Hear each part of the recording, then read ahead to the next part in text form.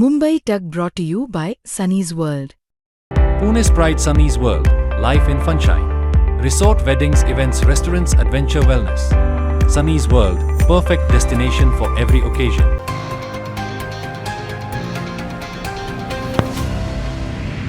गेल्या काही दिवसांपासून राष्ट्रीय पातळीवर राजकारण हे कसं ढवळून निघतंय हे सगळे आपण बघतच आहोत आणि त्याच्यामागे खूप सारे अर्थ जे आहेत ते दडलेले आहेत। एकीकडे तृणमूल काँग्रेसमध्ये होत असलेली गळती ही लोकसभेमध्ये मोदी सरकारला कशी आणखीन दिवसेंदिवस ताकदवान बनवत चाललेली आहे हे आपल्याला पाहायला मिळतच आहे। अर्थात त्याच्यामागे खूप मोठं एक महत्त्वाचं विधेयक आहे आणि ते म्हणजे डिलिमिटेशनचं सुधारित विधेयक। त्याच सोबत एक देश एक निवडणुकीसाठीचं सुद्धा विधेयक हे येत्या संसदेच्या पावसाळी अधिवेशनामध्ये मांडलं जाऊ शकतं आणि ज्याच्यासाठी सगळ्यात महत्त्वाचं आहे ते म्हणजे घटनात्मक दुरुस्ती करणं।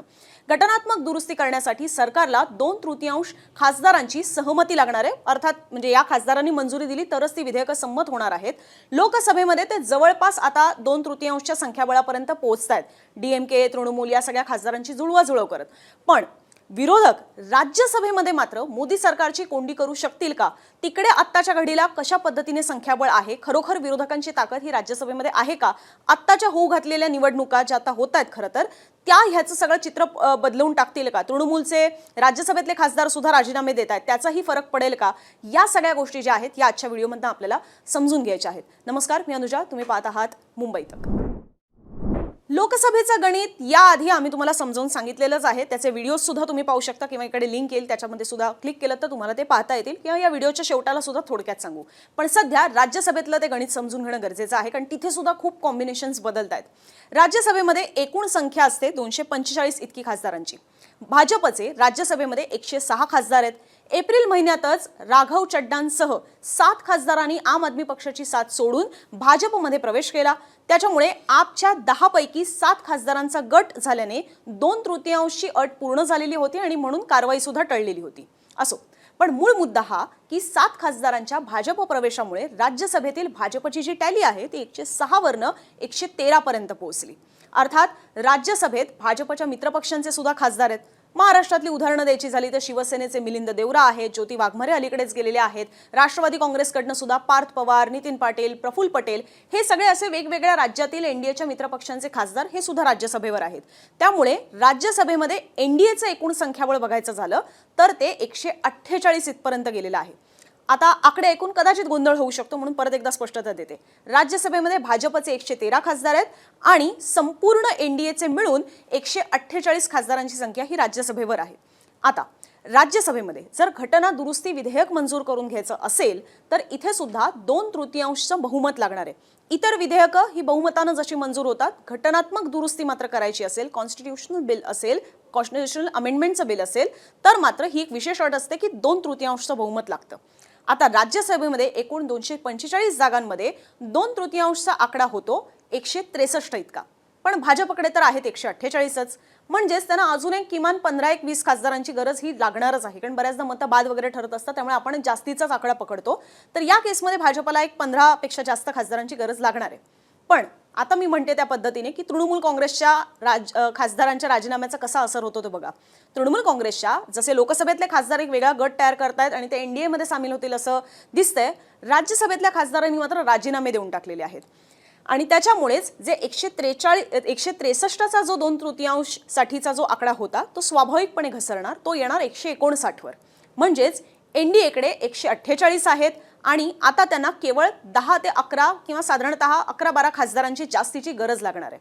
मात्र तुम्हाला हे सुद्धा लक्षात असेल की आता राज्यसभेच्या निवडणुका सुरू आहेत, त्यात सुद्धा काही ऑलरेडी बिनविरोध निवडून आलेले आहेत। मध्य प्रदेशमध्ये तर जॅकपॉट लागलेला आहे, तर काही निवडणुकांमधून अर्थात निवडून येतील। त्यात एनडीएला स्कोप आहे की त्यांचा आकडा बहुमतापर्यंत पोहोचवण्याचा।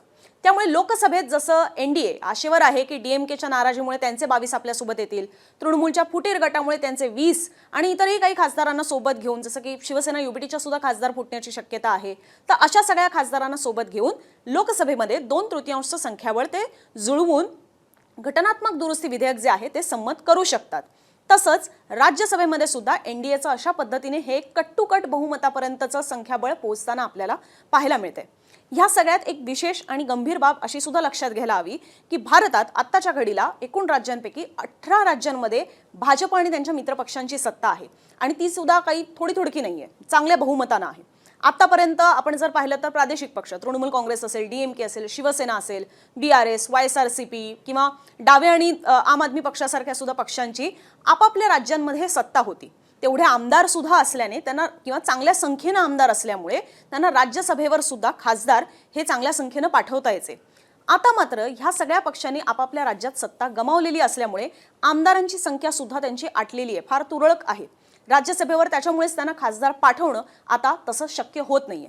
महाराष्ट्रात आपल्याला अलीकडेच पाहायला मिळालेलं होतं की शिवसेना किंवा राष्ट्रवादी शरद पवार यांचा पक्ष जर बघायचा झाला तर स्वतःच्या जोरावर राज्यसभेवर त्यांना खासदार आता पाठवता येऊ शकत नाही, कारण आमदारांची संख्या 10-20च्याच घरात आहे. राज्यसभेवर जर खासदार पाठवायचा असेल तर किमान तुम्हाला 40 किंवा जास्तीच्याच आमदारांची गरज लागते, कारण तेवढा जास्तीचा कोटा असतो. 40च्याच वर बऱ्याचदा आपल्याला कोटा पाहायला मिळतो. त्याच्यामुळेच तृणमूलचे सुद्धा जर आपण पाहिले तर 80 आमदार त्यांचे खरं तर निवडून आलेले आहेत. मात्र ममतांसोबत आता केवळ एक 15च उरलेले पाहायला मिळत आहेत. अशात इथून पुढे ह्या पक्षांना राज्यसभेवर मोठ्या संख्येनं खासदार पाठवणं हे जवळपास अशक्यच झालेलं आहे. क्वचित प्रसंगी विरोधक एकत्र राहिले, एखाद दुसरा अशा प्रसंगात ते आपला खासदार पाठवू शकतात. जसं महाराष्ट्रामध्ये शरद पवारांचं नाव होतं म्हणून एकमत झालं आणि म्हणून महाविकास आघाडीला शरद पवारांना राज्यसभेवर पाठवता आलं. प्रत्येक वेळेलाच असं होईल याची शक्यता नाही. परिणामी विरोधकांची जी राज्यसभेवर खासदार पाठवण्याची संख्या आहे ती आता हळूहळू कमीच होत जाणार आहे. काँग्रेससारखा पक्ष जो आहे तो मात्र हे मोमेंटम अजूनही कायम ठेवू शकतो, कारण त्यांची काही राज्यांमध्ये स्वतःची सत्ता आहे. दुसरीकडे लोकसभेतले सुद्धा खासदार हे फुटत चाललेले आहेत. अशात इथून पुढे भाजपला संसदेत विधेयकं ही जर मंजूर करून घ्यायची असतील आणि ते अगदी घटनात्मक दुरुस्तींची सुद्धा विधेयकं असतील तर ते आता किती सहज सोपं होत चाललेलं आहे त्यांच्यासाठी हे ह्याच्यातनं आपल्याला पाहायला मिळतंय. जे डिलिमिटेशनच्या विधेयकाच्या वेळेला विरोधकांची एकी दिसली ती आता पक्ष फोडाफोडीमुळे किंवा खासदार फोडाफोडीमुळे दिसणं हे जवळपास संपल्यात जमा आहे असं सध्याच्या चित्रावरनं तरी दिसतंय.